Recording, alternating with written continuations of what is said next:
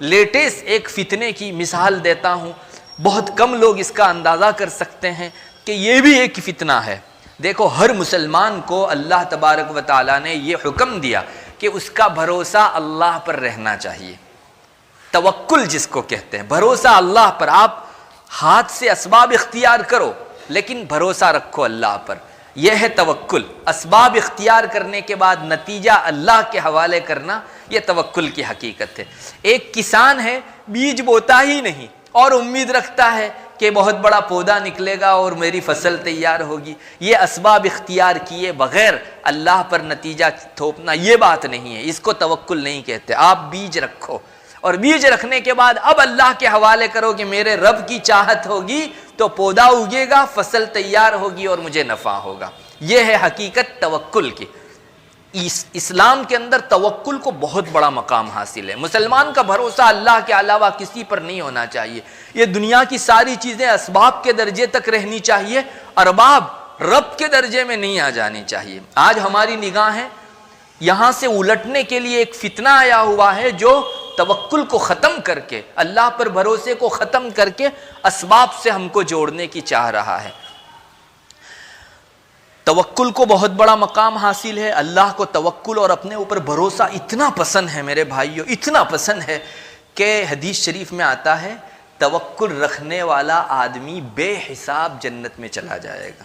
حدیث شریف میں یہ مضمون آتا ہے، جس کو اللہ پر بھروسہ ہو گیا وہ بے حساب، یعنی اللہ اسے پوچھیں گے بھی نہیں کہ زندگی میں کیا کیا تو نے، ساری پارسائیاں برائیاں ایک طرف، اس نے مجھ پر توکل کیا تھا، اس کو جانے دو۔ یہ اندازہ ان لوگوں کو ہوتا ہے جب کسٹم سے ہم لوگ پاس ہوتے ہیں۔ یہاں بھی جو ہے ایئرپورٹ کے اوپر جو بڑے کسٹمز رہتے ہیں، ایک آدمی اپنے سامان کے اندر الجھا رہتا ہے، سامان بڑھ جانے کی وجہ سے یا نہ لانے کا سامان لانے کی وجہ سے، اور ایسے وقت میں ایک شخص کو بڑی عزت سے بغیر امیگریشن کے یوں ہی گزار دیا جاتا ہے، تو لوگ اس کو تکتے رہ جاتے ہیں کہ کیا خوش قسمتی ہے اس آدمی کی کہ کوئی پریشانی نہیں، کوئی الجھن نہیں، آیا اور چلا گیا۔ بس آخرت میں بھی ایسا ہی ہوگا، سب لوگ اپنی نفسا نفسی میں ہوں گے، حساب کتاب کے الجھنوں میں پڑے ہوں گے، اور اس نے چونکہ اللہ پر دنیا میں توکل کیا تھا، اللہ کی طرف سے کہا جائے گا اس کو گزار دو بغیر کسی حساب کے۔ اور میں نہیں کہتا، خود رسول اللہ صلی اللہ علیہ وسلم کے ارشاد میں یہ بات آ چکی ہے۔ ہم میں سے کون ایسا ہوگا جو اسے پسند نہ کرتا ہو کہ بے حساب ہم لوگ جنت میں پہنچے؟ میرے بھائیوں، اس کے لیے عمل ہے توکل اللہ تبارک و تعالیٰ کے اوپر۔ آج ہمارا توکل کمزور کرنے کی کوشش کی جا رہی ہے۔ ابھی کورونا کا جو پورا دور گیا، اللہ حفاظت فرمائے، آئندہ اس کو دفن فرما دے، اپنا غصہ اور غضب ٹھنڈا فرما دے۔ مسلمان کو دعا کرنی چاہیے کہ اللہ تیرا غضب ٹھنڈا فرما دے، پورے عالم سے اس کو ختم فرما دے اللہ تعالیٰ۔ لیکن اس کورونا کے پورے دور کے اندر مسلمانوں میں ایک چیز کا بڑا نقصان دیکھا گیا، اور وہ یہ کہ ان کی ساری توجہ اسباب پر ہو گئی، اللہ کی طرف توجہ کم لوگوں کی رہی۔ اور اس کی وجہ بھی ہے، آپ جب بھی فون اٹھاتے ہیں کسی کو کرنے کے لیے تو آپ نے دیکھا ہوگا ایک مختصر سی کلپ بجتی ہے، اس میں سوائے اسباب کے اور کچھ بیان نہیں ہوتا۔ بھائی ماسک پہنیے، دوری رکھیے، یہ کیجئے وہ کیجئے، اس میں کہیں یہ آتا ہے کہ اللہ بیماری دینے والا ہے اور اللہ پر بھروسہ رکھیے؟ آپ کتنی مرتبہ یہ سنیں گے؟ میڈیا میں جب ہماری نظر پڑتی ہے صرف اسباب کی بات ہوتی ہے، ویکسین لیں گے انسان حفاظت میں آ جائے گا اور کبھی بیماری ہی نہیں ہوگی، فلاں بیماری فلاں دوائی کی وجہ سے جو ہے کورونا بھاگ جاتا ہے، وغیرہ وغیرہ، صرف اسباب۔ اللہ پر توکل کا کوئی کہیں گزر نہیں ہے۔ ہاں، جو لوگ اللہ والے ہیں یا دینی مجلسوں سے وابستہ ہیں ان کے کان کے اوپر کبھی پڑ جاتی ہے، جبکہ دنیا کا ہمارا دستور یہ ہے کہ نقصان والی چیز سے حفاظت کا سامان کرتے ہیں۔ ہم ایک طرف اسباب کی باتیں تو سنتے ہیں لیکن اللہ پر توکل کی باتیں سننے کا مہینوں موقع نہیں آتا۔ جب نہیں آتا تو کوئی آدمی اگر کانچ کے بغیر ویلڈنگ کرے تو کیا ہوگا؟ اس کی آنکھ ایک دن ختم ہو جاوے گی، اتنی تیز ترین جو ہے روشنی آنکھ برداشت نہیں کر سکتی۔ تو ہم لوگ صرف اسباب سنیں گے اور توکل کا کوئی سبق نہیں پڑھیں گے تو اس صورت میں ہمارے ایمان پر کتنا کچھ اثر پڑے گا۔ میرے بھائیوں، میں تو آپ کو یوں کہہ رہا ہوں کہ باقاعدہ مسلمانوں کے توکل کو ختم کرنے کے لیے اس چیز کا بہانہ کر کے کوششیں کی جا رہی ہے، ویکسین اتنی اہمیت کے ساتھ دی جا رہی ہے گویا مسلمان بھی یہی سمجھنے لگا ہے کہ یہ یعنی بیماری سے شفا. ارے وہ ایک ذریعہ ہے، ایک سبب ہے. ہاں اس کو اپنانے سے اللہ نے چاہا تو شفا ہو سکتی ہے، باقی کیا مجال ہے اس چیز کی. لاکھوں کورونا اس ویکسین کے باوجود بھی ہو سکتے ہیں. کیوں ہمارا ایمان اللہ تبارک و تعالیٰ پر سے اٹھ گیا؟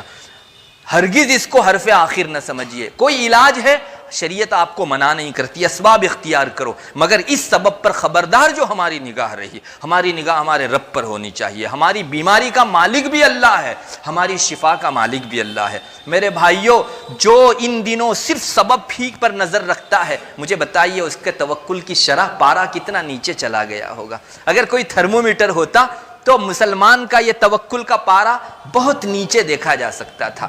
ہمیں ضرورت ہے کہ سب چیزوں میں ہم اللہ کو پہلے رکھیں. اللہ نے چاہا تو بیماری ہوگی، اللہ نے چاہا تو شفا ہوگی. کسی ویکسین میں بھی طاقت نہیں ہے اور کورونا کے کسی وائرس میں بیماری پیدا کرنے کی طاقت نہیں ہے. ہمارے گاؤں کی میں آپ کو بات کرتا ہوں، ہمارے یہاں 2 کیسز ہوئے. ایک کیس میں ایک بچی نے اپنے والد کی بہت خدمت کی، ان کو کورونا تھا، ان کے والد کو کورونا تھا، اس نے بڑی خدمت کی. اس کے والد کی وفات ہوئی، اسی رات کو وہ بچی بھی کورونا کے اندر جو ہے مبتلا ہوئی اور اس کی بھی وفات ہو گئی، دونوں مر گئے. اسی محلے میں ایک دوسرا کیس بھی بنا جہاں بھی والد کو کورونا تھا، اس کی بیٹی اس سے زیادہ خدمت کرتی تھی. باپ مر گیا اور وہ بچی آج بھی محفوظ ہے. وہ اس بیٹی کی زبانی مجھے کسی نے سنایا، وہ کہہ رہی تھی کہ اگر کورونا وائرس ہی سب کچھ ہوتا تو مجھے بھی جو ہے اس کو برباد کر دینا چاہیے تھا، میں تو اس سے زیادہ قریب رہ کر خدمت کرتی تھی. میرے بھائیوں، وائرس اللہ کا محتاج ہے، اللہ کے حکم کا. جب تک اسے حکم نہ ہو اس وقت تک وائرس اپنا کام نہیں کر سکتا. کیا حیثیت ہے اس کی؟ یہ مخلوق ہے اللہ تبارک و تعالیٰ کی. ایک ساری مخلوقوں کی باغ دوڑ اللہ تبارک و تعالیٰ کے ہاتھ میں ہے. کوئی اس کو آگے پیچھے نہیں کر سکتا جب تک اللہ کا حکم نہ ہو. میرے بھائیو، توکل میں مضبوط رہیے.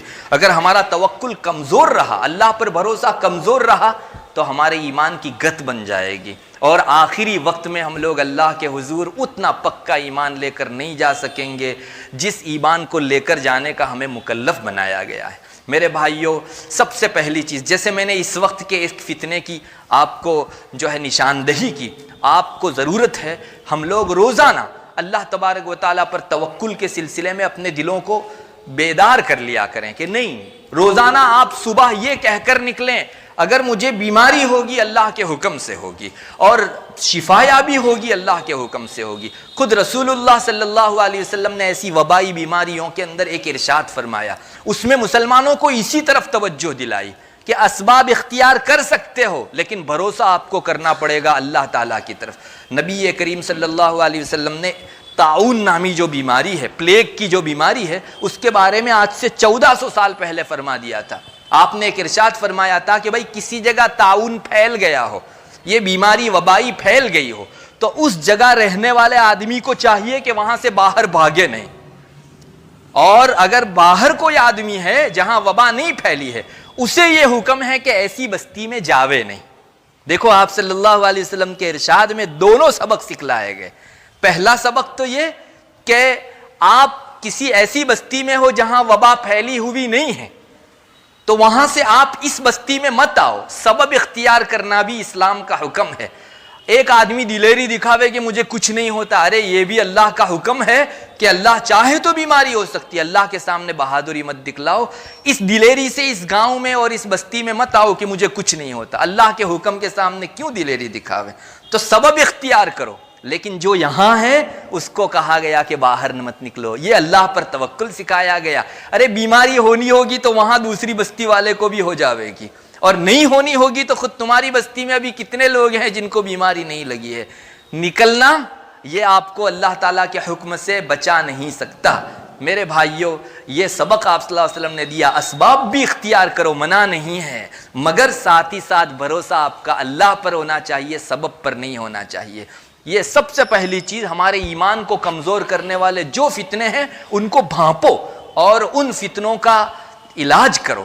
علاج یہی ہے، توکل کی باتیں سنو، توکل کے قصے سنو، اللہ پر بھروسہ رکھنے کے نتیجے میں انسان کو کیا کچھ ملتا ہے اس سلسلے کی حدیثیں اور قرآن کریم سنو۔ انشاءاللہ اسباب کی وجہ سے اس پر بھروسہ کرنے کی جو خرابی دل پر آ گئی ہوگی صفر ہو جاوے گی، زیرو ہو جاوے گی، اور آپ کا ایمان سلامت رہے گا۔